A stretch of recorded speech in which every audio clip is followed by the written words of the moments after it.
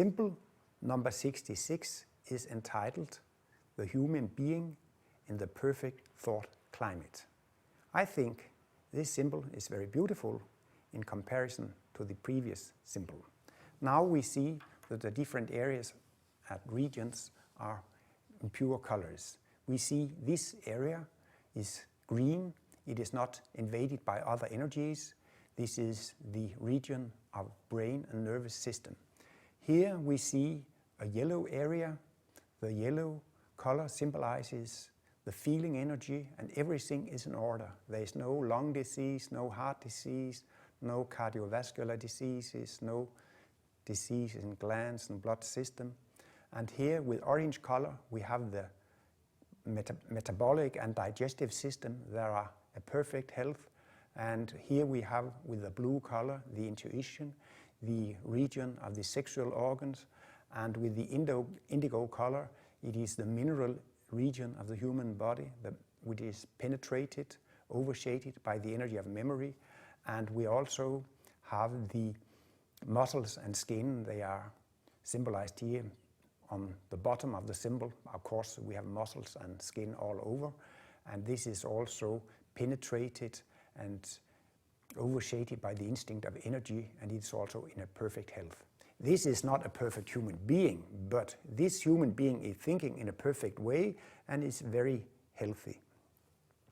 Sometimes when people are sick, they would really like to know the cause to their illness, and they don't know why they are ill.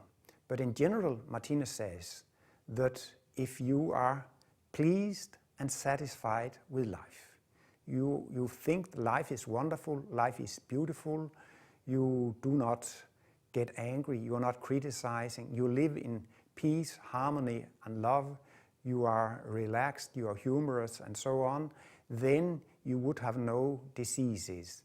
But when you are disappointed, when you are angry, when you feel lack of self-confidence, when you worry too much, when you are too angry, when you are having perverted thoughts, when you have abnormal and sick thoughts and so on, then you are turning ill. So in general, the medicine is to be happy and pleased and satisfied with life. All Martinus cosmic analyses have the same result, and that is everything is very good. There are things that are very unpleasant, but these things are necessary in order to develop us. Every time when we have suffered, we can feel with others. Every time when we have had problems, illness, we get compassion with others. And that's the same as neighborly love. And in order to feel happy, you have once to be been unhappy. So there is a purpose with the darkness, there is a purpose with the sufferings, the illnesses. And Martinus puts it very simple. If you make a mistake, and life had been constructed in such a way that it gave a pleasant effect, you wouldn't stop to make mistakes. But the whole universe is constructed in an ingenious way, and it is constructed in such a way that every time when you make a mistake, it gives an unpleasant effect. So when we make mistakes in our consciousness, it leads to illnesses. But the purpose is just to show us that we have been thinking in a wrong way. So illness actually can also be seen as something good, because it stops us to go on thinking in a wrong way. So in a way it is a protection against falling into the abysm. So Martinus, he can look upon the so-called unpleasant in a positive way. To Martinus you can divide all experiences into two groups, and there is pleasant experiences and there are unpleasant experiences. Of course, pleasant experiences are good, but unpleasant experiences are also good. So then you can see that everything is very good. Pleasant and unpleasant things are very good. And when you have thoughts of this type, that you can see everything is very good, or at least if you could say everything in my world is very good. I have sufferings and problems, but that's okay, that's good, because I'm learning from it. So if you get thought climates like this, everything in my world is good, everything in the whole universe is good, or you can understand, even though there are wars, illnesses, problems in the world, it's good to have this cosmic understanding that everything leads towards the light. Everything leads toward perfection. Everything leads towards God. Everything leads toward the light. So when you have these kind of thoughts, you are in a healthy state. But if you get angry with life, you are turning into illness. Martinus also talks about unnatural fatigue. And if you think there is something wrong in life, you are losing life force. If you think you are treated in an unjust way, you feel like a martyr. You feel that you are a victim of the circumstances. And that is a wrong attitude towards life. The best cure is to take responsibility for your own situation, to take responsibility for your own fate. So the best cure against lack of energy, lack of life power, is to say, I am responsible for my own fate. I am responsible for my own situation. You lose energy by feeling as a victim. If you are in a difficult situation, you think that it is your husband or your wife who is the cause of your illness, your parents and your children, or your boss or your colleagues. Then you try to change the other people, but you can't change them. You can try, but it's impossible to change the consciousness of other people. Then you could change your own consciousness. But why should I change? Because I'm unguilty.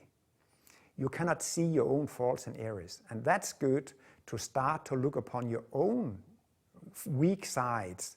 And instead of blaming the others, you can start to work on your own consciousness. And what is leading to the perfect health is pure Christianity and practicing neighborly love. Before I'm leaving this theme, I would like to point out two details on the symbol. Martinus has drawn two sexual poles. Here below we see the sexual pole, and here we see the opposite pole or the secondary pole. Martinus says that both poles, the sexual pole and the intellectual pole, are sexual poles. If this is a man, this is the masculine pole, and this is the female pole, the intellectual pole. If this is a woman, this is the female pole, and this is her masculine pole, or the opposite pole, or the intellectual pole. The biggest surprise in Martinus cosmology, I think, is that there have been men and women, and there are men and women, but in the future there shall not be men and women, there shall only be double-poled beings. And I think that men and women are looking more and more alike. Men and women are making the same things more and more. They are going to have the same jobs, the same activities. So it's easy to see that the difference between men and women are diminishing. We are looking more and more alike each other because the man is going to be double-poled and the female, the woman, is going to be double-poled.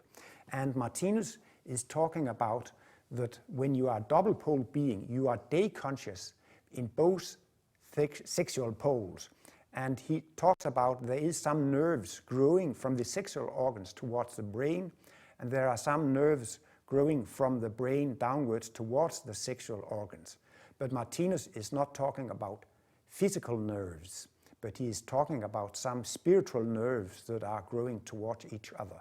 And when these two poles are meeting each other, you are getting a double-poled living being. Then you are not a man or a woman anymore. You are a double-poled being. And a double-poled being also is able to love its own sex. So in order to practice neighborly love, you have to be double-poled. You cannot love your neighbor as much as yourself or as high as God as long you are a single-poled being, because then you have a preference for the opposite sex. So the evolution is leading towards perfection, towards the double-poled being. And the double-poled being is a Buddha being, a Christ being, or a godlike being. And the purpose of the whole physical world is the creation of man in God's image, of his likeness.